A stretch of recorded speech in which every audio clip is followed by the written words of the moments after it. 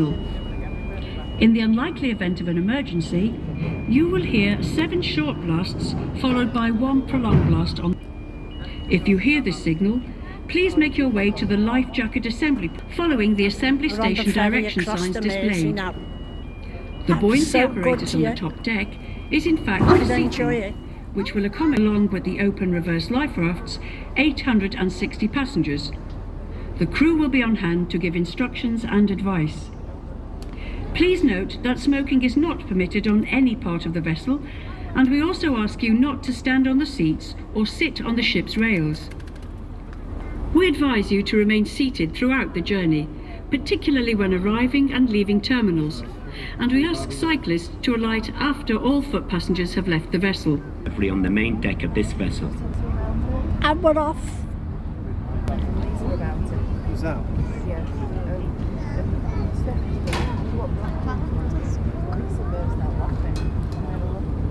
Maybe it's from the ship.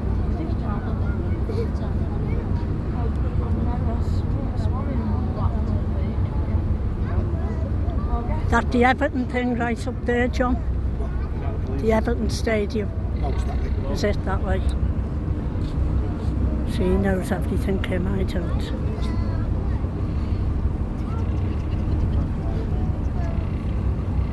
But you, many of you from around the world remember that, the larger buildings.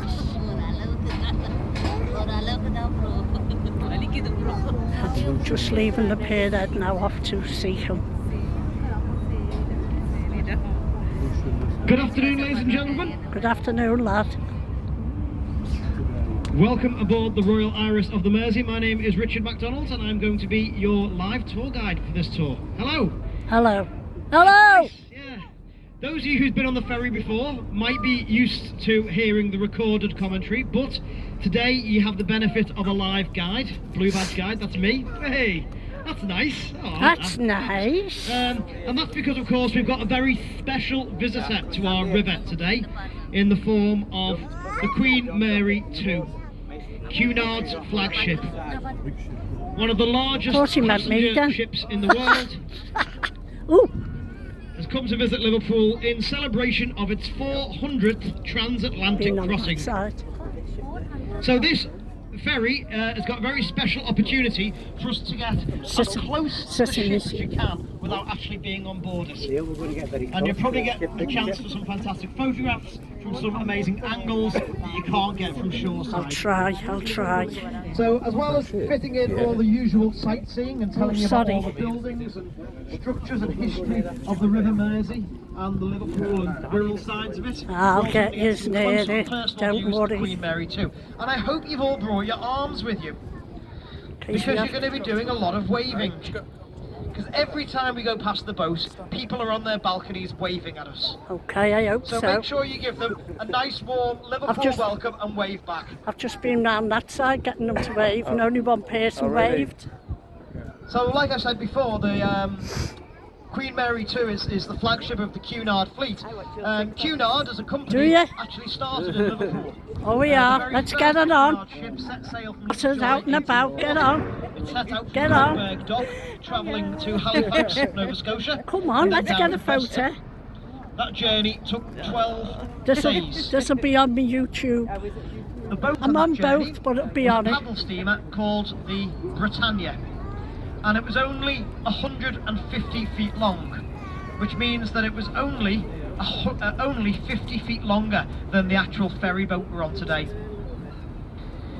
A boat that small travelling across the Atlantic. I hope this battery. Can you imagine how scary that would have been? Lasts out. And that's an important point to make about the fact Cunard run transatlantic cross. And Queen Mary II is not a cruise liner. She is an ocean liner. She is the world's only ocean liner.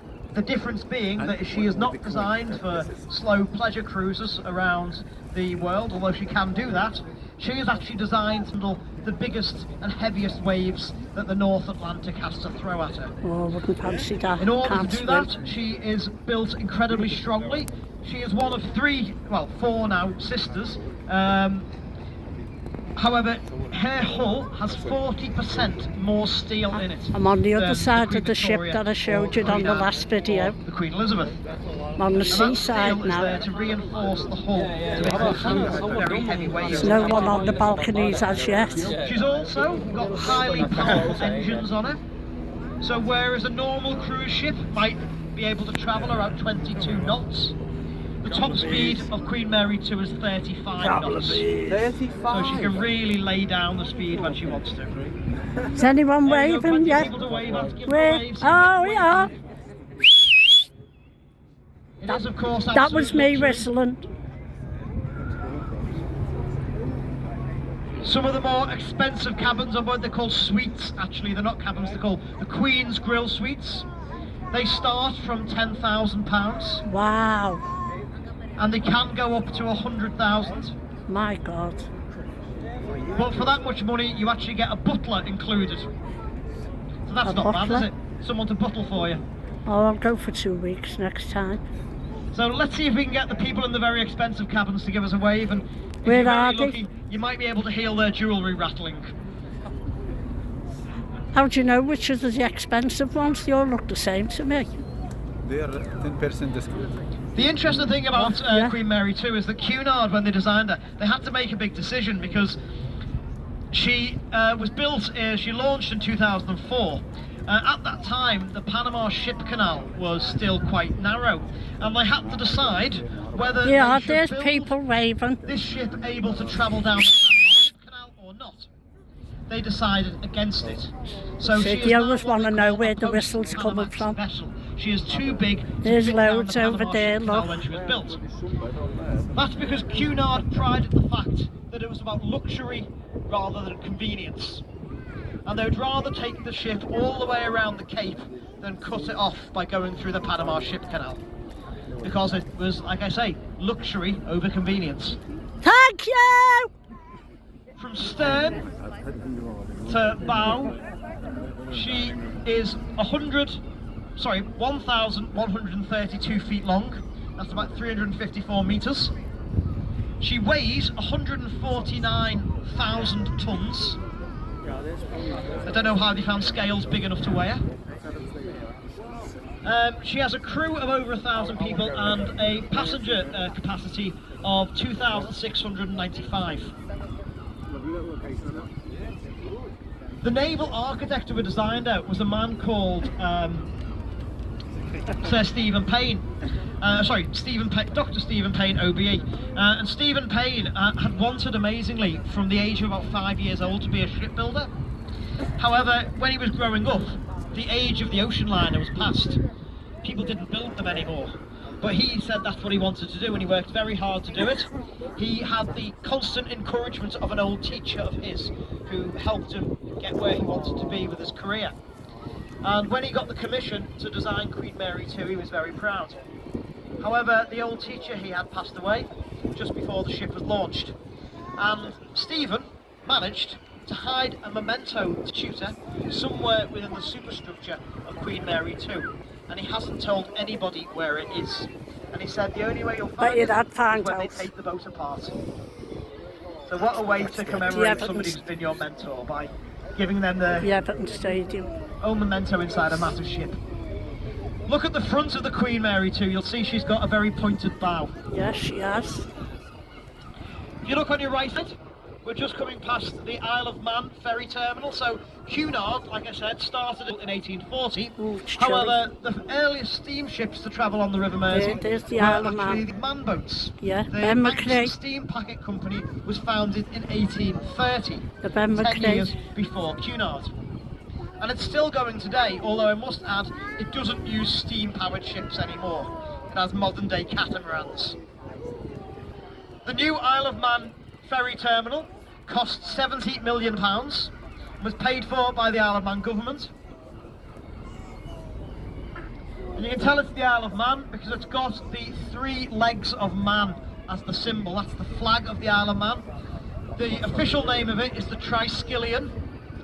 And the motto of the Isle of Man is whichever way you throw me, I shall stand.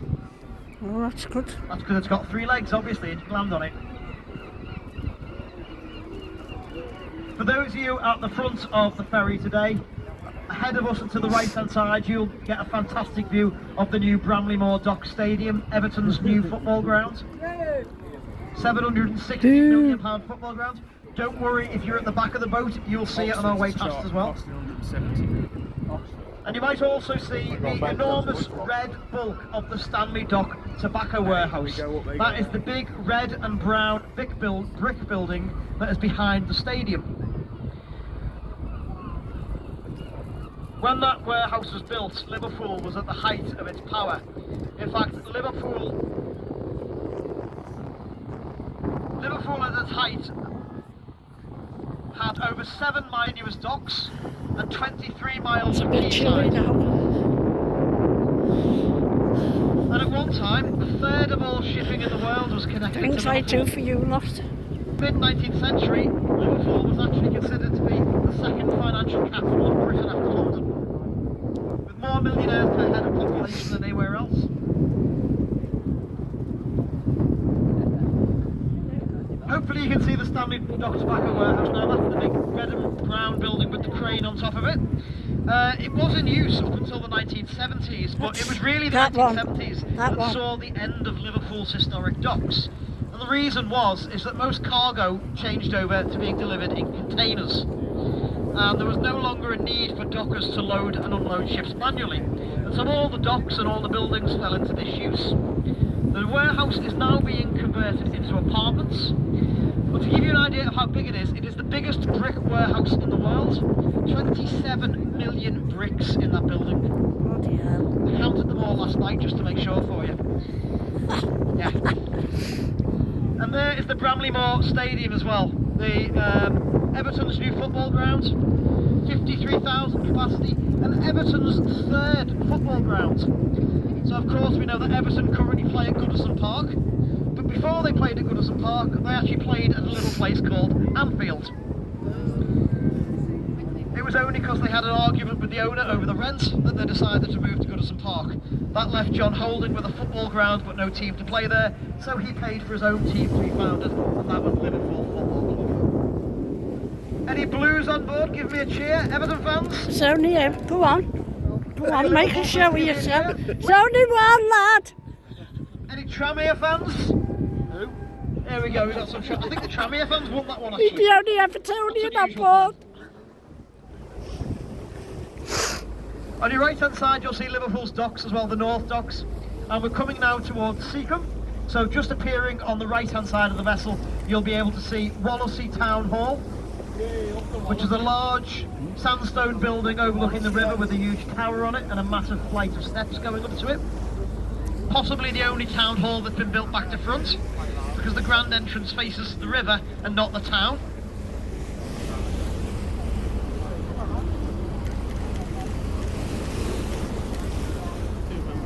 And we're making our way towards Seacombe Ferry Terminal, which is the ferry terminal for Wallasey. So if you're travelling onwards to Birkenhead or New Brighton, this is the ferry terminal where you should get off. Well, we're getting off and we're getting back on. On the right hand side you might wonder what the big building with the dome is on the skyline. That is the church of St Peter, St Paul and St Philomena, and it's locally known as the Dome of Home. With many Liverpool sailors coming into port, that would be the first thing they'd see right on the headland of the Wirral when they were coming back in from the ocean. The strange looking building that you will see next to Seacombe Ferry Terminal, with a huge tower, huge grey tower, and a sort of, looks like speakers either side of it, that is actually a ventilation tower, built in the 1970s to ventilate the Kingsway Tunnel, which is the road tunnel running from Liverpool to Wallasey. Hope you all share this all around the world for people to see the River Mersey. what Liverpool ferry is like. The first one Ferry being across the railway Mersey. tunnel built in the 1880s. All and share the the second way one with your being family the and first road friends tunnel, the Queensway Tunnel, opened in the 1930s. and your social media sites.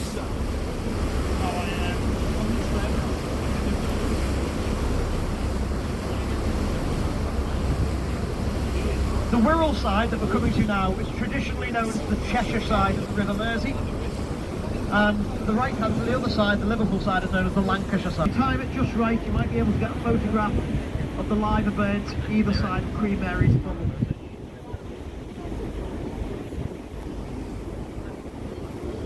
Interestingly, Stephen Payne, who designed the Queen Mary 2, he actually wanted the funnel to be much taller, but they realised that if they made the funnel any taller, they wouldn't be able to clear New York Harbour Bridge. So they have to keep it There you go, got that shot with them each side of it.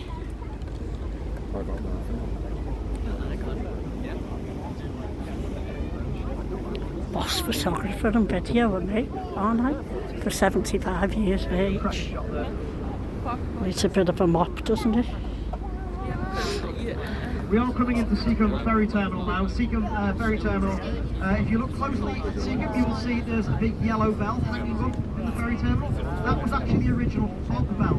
So when the River Mersey got foggy and you couldn't see exactly where you were going, they used to ring the bell, and that would help the captains navigate. Not the big boat shipping up there, look. That was made redundant when they introduced the first ferry radar in the world at Seacombe in the 1930s. They had a radar system. That sails at 12 o'clock tonight, Queen Mary 2.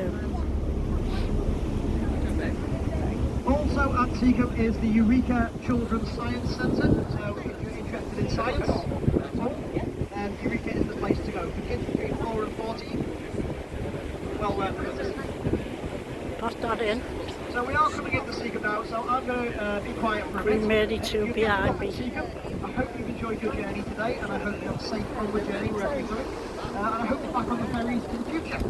If you're staying on board, I'll speak to you again in a few minutes' time after we've disembarked and remarked some new passengers. So thank you very much, ladies and gentlemen. I'll speak to you shortly. Thanks, lad. Oh, that's like it's a bell now, so.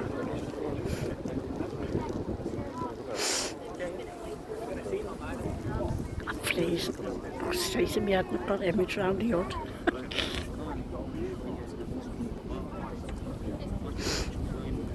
I'll have to go downstairs now because we've got to get off and get back.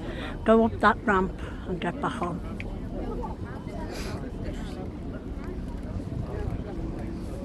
There's another view.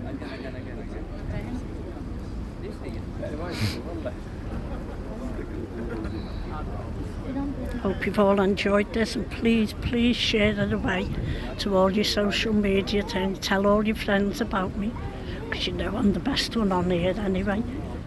Not one for bragging like, but I am, aren't I? Let's face it. Nanny Skelly 30. Well, you don't have to put the 30 on now, don't think it's on it, but Nanny Skelly. So please share it away because it helps me if you share it to your social media, tell your friends, send it to your granny, send it to your Auntie Mary, Uncle Bob, Auntie Fanny, whoever you want to, send it to them, let them enjoy the trip on the Mersey ferries. Now, I'm going to sign off and say bye for now because I've took it on that now. Hope you enjoyed it. Bye.